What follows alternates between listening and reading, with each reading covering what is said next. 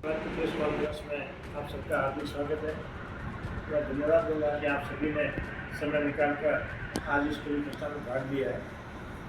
बंधुओं, जैसे हम सभी जानते हैं कि आज भारतीय जनता पार्टी की सरकार बनने के बाद पहला पूर्ण बजट पेश हुआ है और इस बजट के अंदर 2047 तक जो भारत विकसित हो रहा है, उसके साथ राजस्थान कैसे विकसित होगा उसका पूरा का पूरा एक रोड मैप दिया है। एक उसके अंदर पूरी की पूरी प्रावधान हुए हैं कि राजस्थान का विकास कैसे सुनिश्चित हो। कुछ इतनी बड़ी घोषणा इस बजट में हुई है कि शायद आज दिन तक के इतिहास में ऐसा कभी हमने सोचा नहीं था। और विशेष करके बिजली, पानी, सड़क, ये 3 मुद्दों और शिक्षा ये 5 मुद्दों पे एक फोकस्ड पूरा का पूरा road map Bharatiya Janata party की इस बजट में आपको दिखेगा। सबसे पहले अगर हम बात करें तो सड़क की बात करें तो शायद एक्सप्रेस वे आज दिन तक प्रत्येक व्यक्ति को लगता था कि ये सेंट्रल की योजना है, केंद्र सरकार इसको करती है और पूरे भारत में एक्सप्रेस वे बन रहे थे। तो किसी के मन में ये बात नहीं है कि राजस्थान भी अपने स्टेट फंड द्वारा स्टेट की व्यवस्था से एक्सप्रेस वे का कोई आयोजन करेगा, एक्सप्रेस बनाने का कोई तरीका तैयार करेगा। आज मुझे कहते हुए बड़ी खुशी हो रही है, हर्ष की बात है कि राजस्थान में पहली बार इस सरकार ने 7 ग्रीनफील्ड एक्सप्रेस वे और उन 7 के अगर हम पूरे रूट देखें तो मुझे लगता है राजस्थान का शायद एक भी डिस्ट्रिक्ट नहीं बच रहा जो उस एक्सप्रेस वे द्वारा कनेक्ट नहीं होगा। पूरे भारत का जो हमारा यातायात होगा उसको बहुत ही सर्वश्रेष्ठ गुणवत्तापूर्वक कनेक्टिविटी मिलेगी। और ये एक्सप्रेस वे केवल एक्सप्रेस वे सड़क नहीं है, चलने के लिए नहीं है, लेकिन एक विकास का एक्सप्रेस वे बनेगा जिसके अंदर चाहे इंडस्ट्री हो, चाहे राजस्थान के दूसरे विकास के काम हो, उन सबको बहुत बड़ी गति मिलेगी।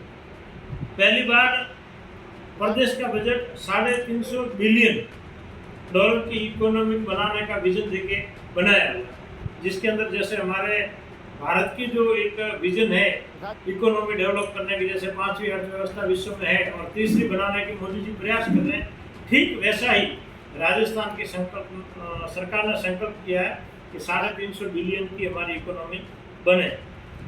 पहली बार 25 लाख घरों तक पीने का शुद्ध पानी का कनेक्शन का टारगेट लिया, तो बहुत बड़ा काम, क्योंकि राजस्थान एक सूखा प्रदेश है। यहाँ पे प्राय बहुत बड़े हिस्से में लोगों को पीने के पानी की बहुत बड़ी समस्या होती है। इस समस्या का समाधान करने का ये किया। एक बहुत बड़ा विजन इस बार हमारी सरकार लेके आई है, वो सोलर। प्रत्येक गांव के अंदर 2 मेगावाट का सोलर प्लांट लगेगा। ये अगर हम सोचें इसकी तकनीकी और वास्तविकता पर हम जाके अगर थोड़ा सोचेंगे तो ये बिजली की समस्या को खत्म करने का रामबाण इलाज होगा। क्योंकि आपका सोलर गांव में उत्पादन होगा, गांव में वो लाइट चाहिए, आपको कहीं जाने की आवश्यकता नहीं है। आपके गांव की लाइट आपके गांव के लोग यूज करेंगे। कोई बीच में जितने भी स्टेशन, सब स्टेशन वगैरह जो पूरा एक तरीके से लाइट प्राप्त करने का जो पूरा का पूरा सिस्टम था, उसका बहुत बड़ा हिस्सा साइड में रह जाएगा। नहीं, एकदम शॉर्ट सिस्टम के अंदर गाँव के अंदर बिजली सुनिश्चित होगी। पहली बार प्रदेश के अंदर 300 इलेक्ट्रिक बस खरीदने का प्रावधान किया, बहुत बड़ी बात है। हमारे यहाँ पिछली व्यवस्था में देखा कि डीजल की भी अच्छी बसें यहाँ नहीं थी राजस्थान के अंदर। आज कोई परिवहन निगम की बस लोग बैठने से पहले सोचते थे कि बस गंतव्य पे जाएगी या बीच में रहेगी, उसकी जगह हमारी सरकार ने 1600 बस चलाने का प्रावधान किया, जिसमें 500 नई बसें हैं, 300 इलेक्ट्रिक बसें हैं और शेष बसें अनुबंध में जो हमारे परिवहन से है उसको गांव तक जोड़ने का प्रावधान किया है। किसान परिवार के लिए, किसानों के लिए बहुत बड़े ऐतिहासिक निर्णय वो हमारे किसान मोर्चा के अध्यक्ष भाई धोखाराम जी आपके सामने रखेंगे। उद्योगों को देने के लिए पहली बार सरकार पॉलिसी ला रही है, जिसके अंदर डिफेंस सेक्टर के अंदर, रक्षा उत्पादन के अंदर हमारी सरकार उसके एक अलग से पूरा का पूरा मैन्युफैक्चरिंग हब बनाने की पूरी तैयारी की है। इसके सिवा हमारा जो राजस्थान जिसके लिए प्रसिद्ध है हेरिटेज के संरक्षण के लिए अलग से अथॉरिटी बनाने का निर्णय किया है।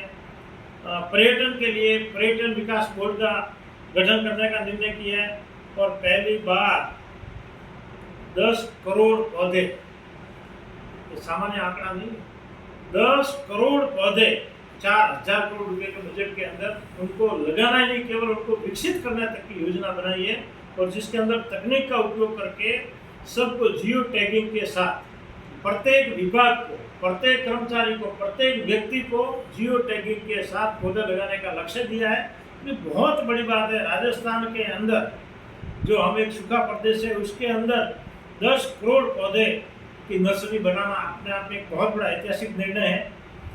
भर्तियों के लिए आपने देखा है पहली बार 4 लाख भर्तियां करने का सरकार ने संकल्प लिया, प्रत्येक साल 1 लाख भर्तियां।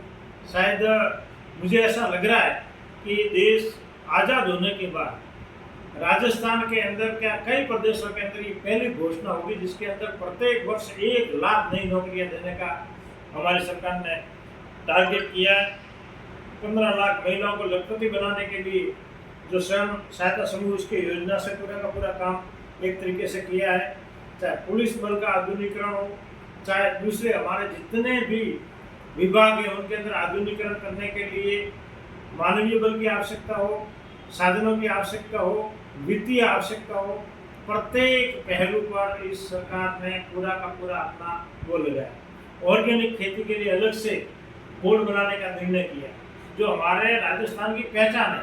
और आज के समय में अगर देखा जाए तो मानवीय जीवन के लिए वर्तमान में जिस तरीके से प्रदूषण है और उसके लिए ऑर्गेनिक जैविक उत्पादन का हब बनाना, जैविक के लिए इतनी चिंता करना, ये बहुत बड़ा आने वाले समय के लिए हमारे लिए अचीवमेंट होगा जो इस प्रदेश के लोगों के स्वास्थ्य के लिए बहुत ही महत्वपूर्ण कार्य सिद्ध होगा आने वाले समय में। इस तरीके से आज के बजट के अंदर ऐतिहासिक घोषणाएं हुई है और हमें विश्वास है कि इसके बजट के बाद में राजस्थान एक नई ऊंचाइयों को प्राप्त करेगा। एक और आज सैद्धांतिक निर्णय किया है कि हमारे जो चुनाव है, पंचायतों के अन्य चुनाव है, उन सबको एक साथ कराने का निर्णय होगा।